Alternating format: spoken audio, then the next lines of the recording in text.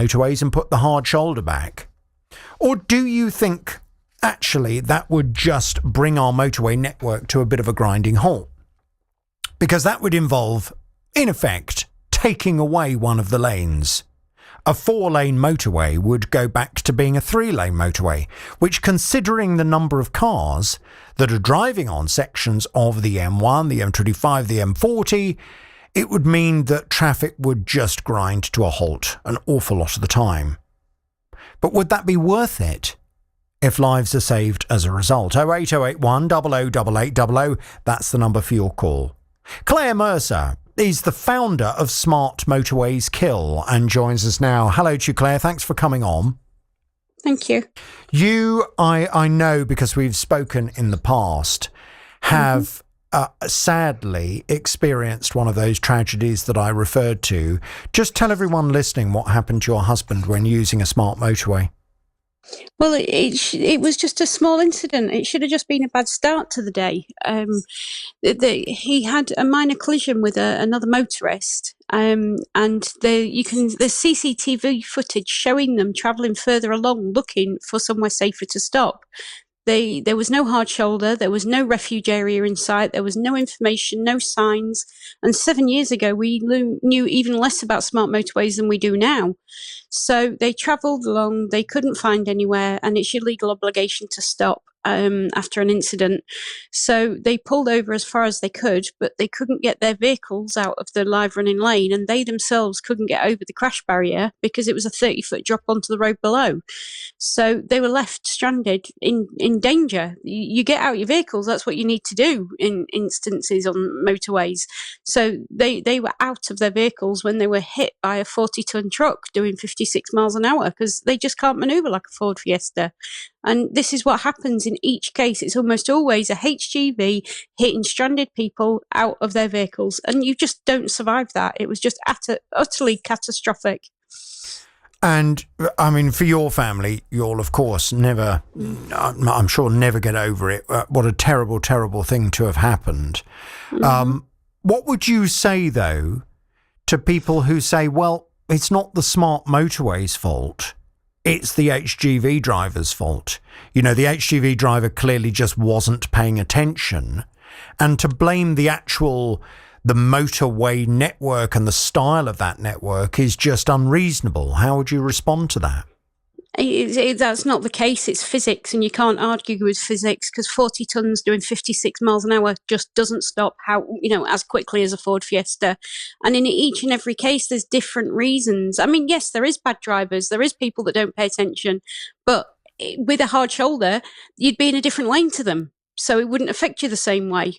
But 90% of the time, it is purely physics because they say you've got to, if you have an incident on a smart motorway, you're meant to stop the vehicle, get out through the passenger side. So the driver is meant to climb through the vehicle out the passenger side and over the barrier. You have got the time it takes the vehicle behind you to reach the space you're in. So you've got seconds. So just one person in the vehicle hasn't got enough time. If you've got kids, elderly parents, people with mobility issues, you don't stand a chance. And there's so many different reasons as to why it doesn't work.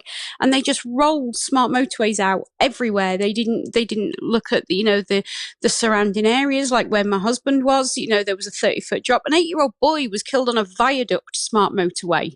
Why on earth was a viaduct a smart motorway? You are absolutely stranded on a viaduct, aren't you?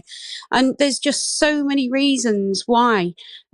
People's vehicles just stop. The more computerized these vehicles get, when they glitch, they just stop and you're not moving them. You can't get to the refuge area that's a mile away. So it just doesn't work. I'm assuming that you're not remotely surprised that so many drivers now feel so anxious whilst using smart motorways, probably because they are thinking about those worst case scenarios that you've had to unfortunately live through. Exactly. I mean, since the beginning of the campaign, I was surprised at the very beginning to start getting contact from people saying that they've changed their lives to avoid smart motorways. People have changed their jobs so they don't have to use smart motorways. They don't go out as much. They don't see family as much. They just don't travel as much because, and a lot of these people are able-bodied, but if you can imagine, if you're not completely mobile, it's even worse for you. And, I get contact from everybody, but a lot of the people are, and they're not necessarily in a wheelchair. They're older. They're just not as quick. I would struggle to get out through the middle of a vehicle and, over a 3-foot tall barrier quickly, so if I'm in that position, a lot of people are, and, they're really worried. And I've been getting contact for nearly 7 years now saying, I don't want to use them. And by far the biggest amount of comments I get is I use the B roads, so I will avoid the motorway now and I use the B roads. And we are constantly told that the B roads are more dangerous and that we should stick to the motorways because the motorways are our safest roads. That's just all they say every time. The motorways are our safest roads. But this is for 7 years now. I've been getting message after message after message telling me I avoid the motorways now. I get so many contacts and messages. I did an exhibition last year where I used Rotherham Rugby Club pitch and I strung all the messages like upon a washing line up and down the pitch 3 or 4 times. I printed them all out and strung them to show the strength of contact and feeling that I get on this subject.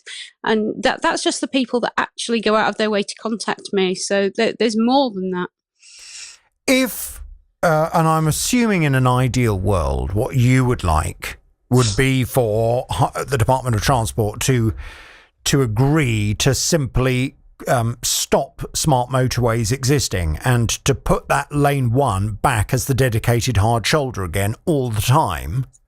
Yes, but they would need to do is close the first lane and your hard shoulder's back. Just flip that switch. But if they did that, then is it not fair to say that would cause significant issues at times of, extreme congestion? I mean, for example, in our neck of the woods down in Beds, Herts and Bucks, we're just north of London.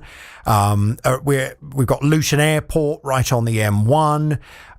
There's a lot of traffic. If you go onto the M1, the M25 and the M40 at any time resembling rush hour, you'll find already it's absolutely full of cars, chock-a-block with cars.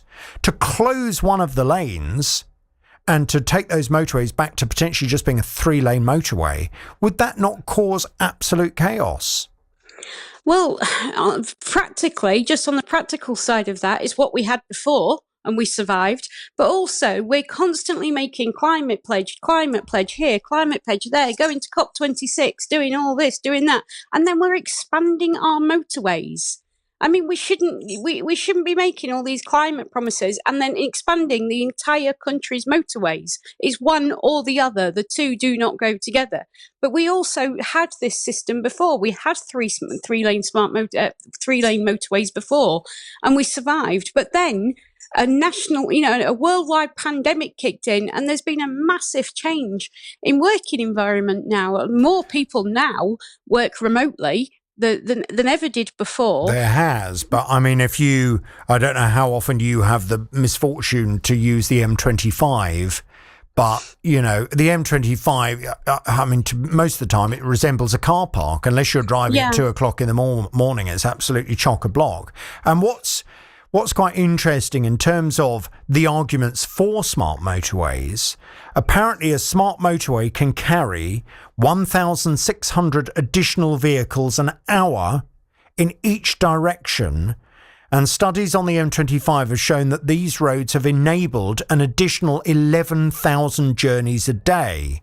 So isn't that the counter-argument that if you take them back, 20 years to just being 3-lane motorways, when we had fewer cars wanting and needing to use the roads, we'd just end up in a standstill situation in large parts of Beds, Herts and Bucks.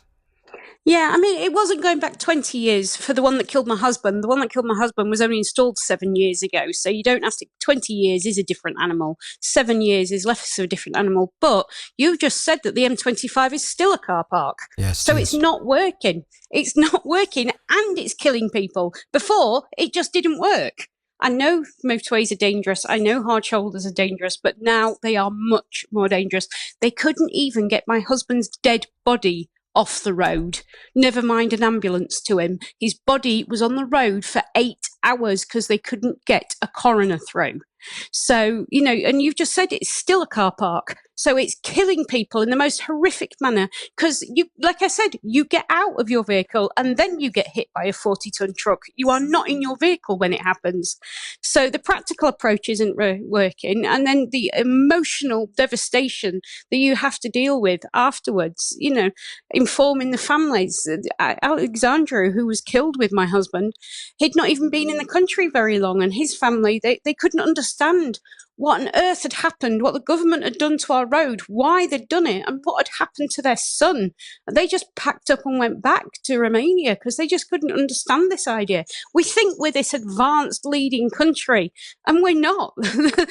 People from rural Romania couldn't understand why we'd done what we'd done to our national roads, and we don't want to be here. I want to thank you very much indeed for your time, for coming on. It's always very, very powerful speaking to you. Thanks, Claire. All the best to you. Claire Mercer is the founder of Smart Motorways Kill, and you can fully understand why Claire is so passionate in terms of her argument against smart motorways.